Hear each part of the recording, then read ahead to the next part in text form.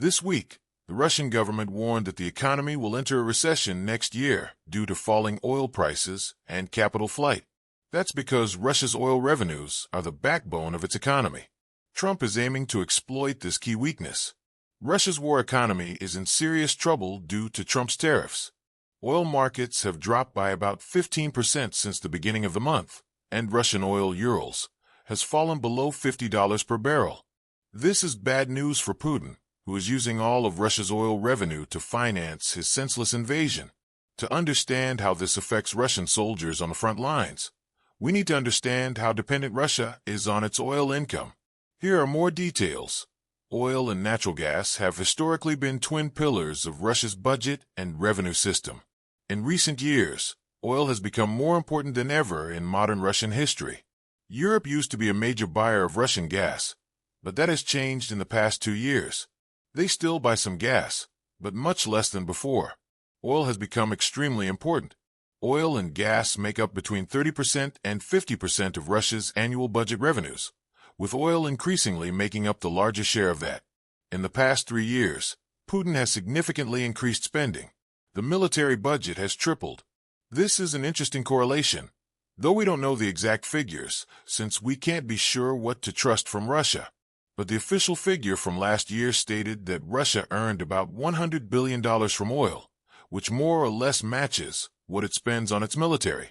It could be between $100 and $150 billion. Essentially the same amount it earns from oil is spent on its army. So, oil is the fundamental base. It's Russia's most important economic weapon. At the time of this video being recorded, oil prices continue to drop. In fact, they have fallen to such a critical level for Putin's economy that a Russian investment banker called it a massive crisis for the Russian economy. In short, this has major implications for Russia's economy and war efforts. Before continuing, please click that subscribe button below to stay up to date with more geopolitical news like this. Let's continue. As you know, oil prices are vital to Russia's federal budget. In the past 2 months, 30% of Russia's federal budget revenue came from oil and gas, according to Russian data. What worsens the situation is that Russia's Ministry of Finance planned the entire year under the assumption that oil prices would stay around $70 per barrel. Now they are nearing $50. Therefore, the budget deficit could be significantly larger than what Russia had planned. Even Russian media are starting to realize the negative impact of these developments on the economy. According to Russian media outlets, which often get their talking points directly from the Kremlin and Putin, the Russian economy was on the verge of recession last year. Now, with oil prices dropping and the global economy slowing down due to tariffs, Russia could fall into a depression. Here's a clip from none other than Steve Rosenberg covering the Russian media. A global economic slowdown could hurt oil prices. On Friday, they dropped sharply from $72 to $66 per barrel. And this is bad news for Russia's budget revenues. RBK agrees that the main risk to the Russian economy is already showing through the global energy price drop in anticipation of a global slowdown. Oil and gas revenues were already falling. In March, they were 17.3% lower than a year ago. Despite Trump's tariffs, Russia is trying to stay optimistic. They believe oil prices may dip in the short term, but will bounce back later. There is no such optimism in the magazine Yesavaiza, which reports that the energy market drop will be extremely painful for Russia. In spring 2025, the Russian economy was caught between decline and recession. Now, a global trade crisis, falling demand in China, and new sanctions on Russia may make the situation even worse. The decline in economic activity in Russia can be illustrated by the 7.2% decrease in railway freight traffic in March compared to March 2024, and the 45% drop in new car sales in March 2025 compared to the same month last year, reaching the lowest level in a decade. According to Russian spokesperson Dmitry Medvedev, these price drops are due to Trump's global tariffs. Russian media were glad to learn that Russia wasn't hit by the tariffs, but Russia is still feeling the consequences. Here we have the Trump administration explaining why Russia wasn't included in the tariff list. There are ongoing negotiations between Russia and Ukraine, and the president didn't want to complicate those talks. This doesn't mean that Russia will continue to get special treatment. So, Russia is one of the few countries not subject to the new tariffs. But Trump is growing tired of Russia dragging out negotiations. In fact, he recently said he wants the bombings to stop, referring to Russia's recent attack on a children's playground over the weekend that killed 7 children. When asked why Russia targeted the playground, the Russian Ministry of Defense claimed that a high-level military meeting was taking place there. In short, Russia wants us to believe that Ukrainians are so foolish they would hold a top-level military meeting in an open park while their country is being invaded and bombed by Russia daily. Meanwhile, these same foolish Ukrainian military strategists have managed to push Russia back on the battlefield. In the last 3 years, is that really what Russia wants us to believe? Or could it be that the most obvious answer is the right one in this case? That Russia is truly an evil empire attacking civilians and children in parks to force Ukrainians to surrender? Russia does not want peace, and we can only hope that the Trump administration realizes this sooner rather than later. This is what President Trump said just yesterday. For our participating, and where we are in terms of making progress towards peace, talking to Russia, I would like it to stop. I don't like the bombing. The bombing keeps going on week after week. Thousands of young people are being killed, and it's a horrible thing that should never have started. It never would have started if I were president, 100%. Speaking of bombings, we have a small but interesting chart that shows exactly how much Russia has been bombing Ukraine and how this has changed since the peace talks began. It's not a good look for Putin, who claims he wants peace, but the numbers tell a different story. According to the chart, since the U.S.-mediated peace talks began, Russia has increased its missile and drone attacks on Ukraine by 50%. Moscow also rejected Trump's ceasefire proposal. Clearly, Putin isn't interested in ending his absurd invasion. As seen in the graph, 30 days before peace talks began, there were around 3,200 attacks. 30 days after the talks started, the number climbed to nearly 4,800. These are not the actions of someone who wants peace in Ukraine. That's exactly why Senator Marco Rubio is ramping up pressure on the Russian delegation that is supposed to be negotiating peace. What I would point out is this: we'll wait and see. The Russians know our position. We want to end the war. Their response will soon tell us whether they're committed to a real peace process, or if this is just a stalling tactic. If it's just to buy time, President Trump isn't interested in that. If this is about dragging things out, he won't fall for endless negotiations. Soon, we'll know whether Russia truly wants peace or not. If they do, that's great. We can move forward toward peace.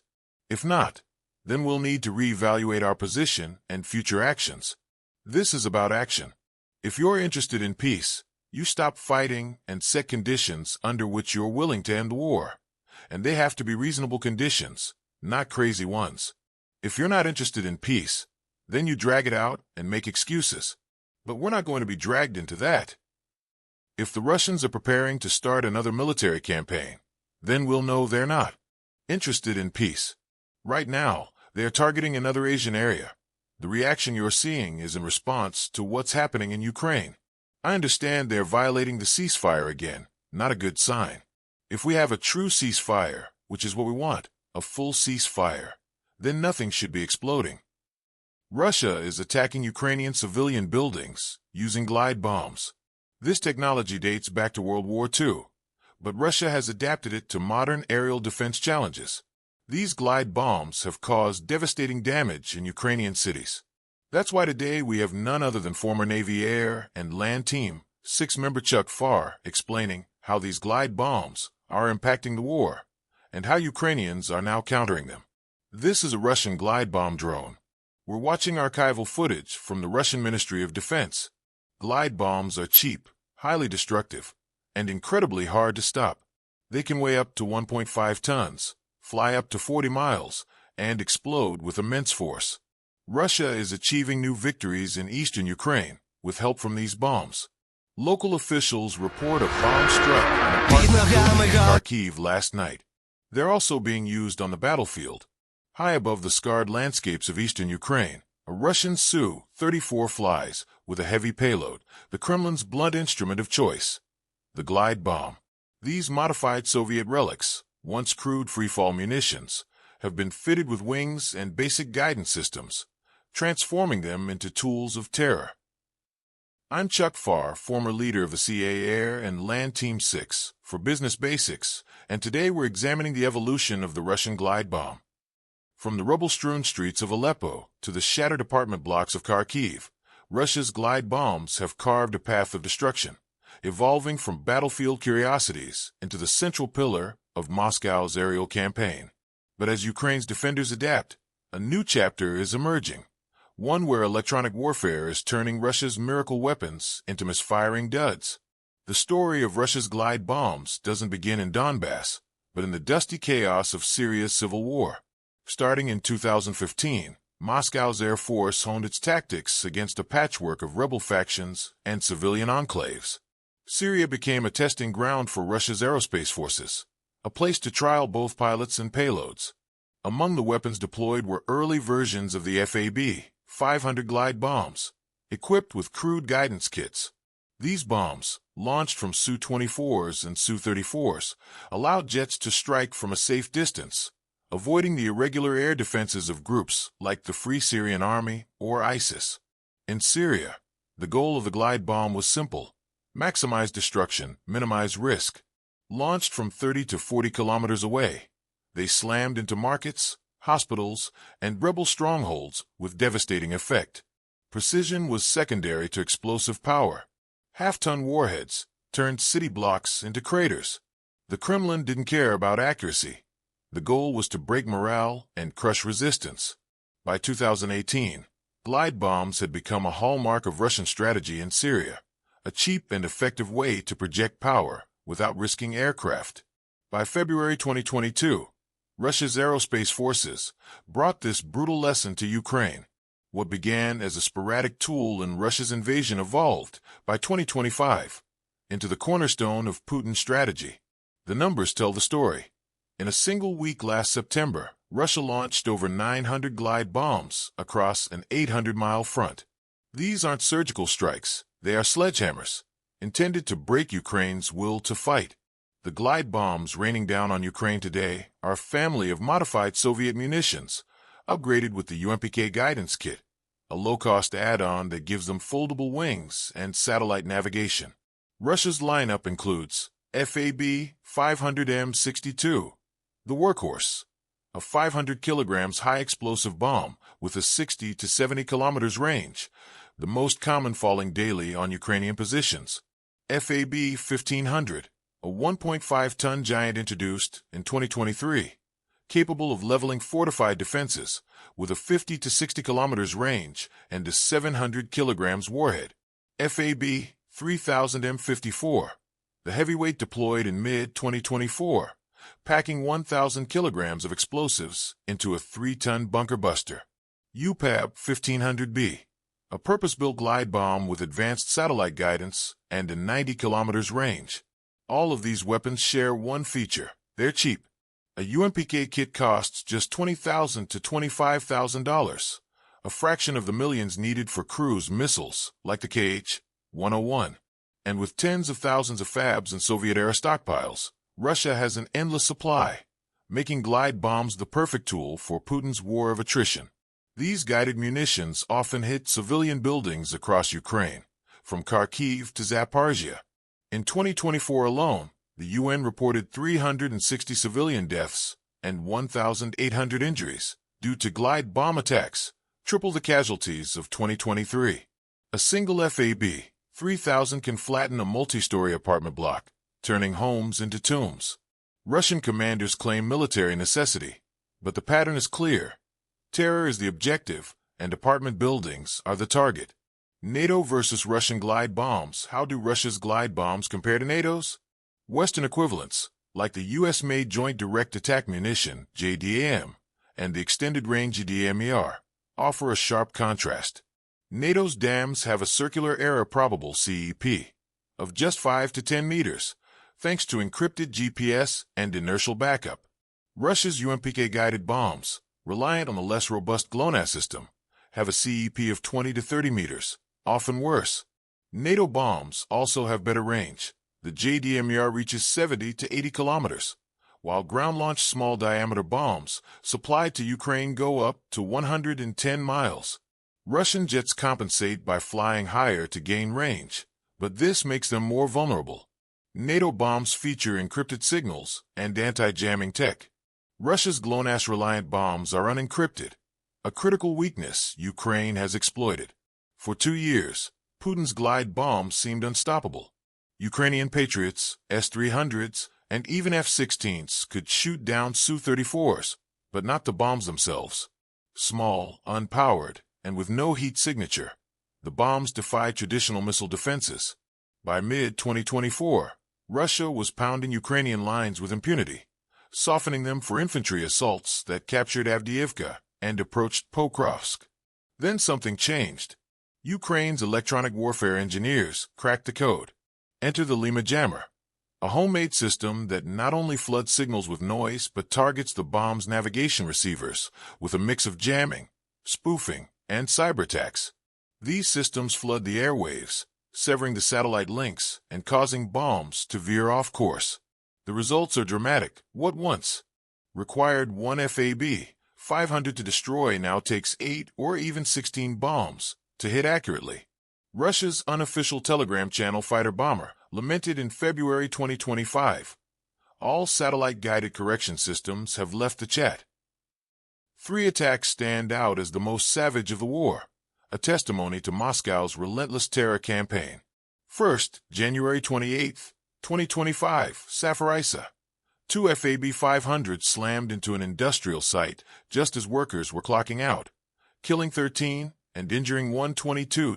The United Nations described it as the deadliest attack in nearly 2 years. Shrapnel tore through houses, cars, and people, a grim reminder that Russia's precision often targets the defenseless. The voice of regional governor Ivan Fedorov broke as he surveyed the carnage. A city once considered safe is now a target for Moscow's expanding reach. On November 11, 2024, in Safarisa, once again a target. 3 glide bombs tore through a residential block, crushing a 2-story apartment and a bedroom.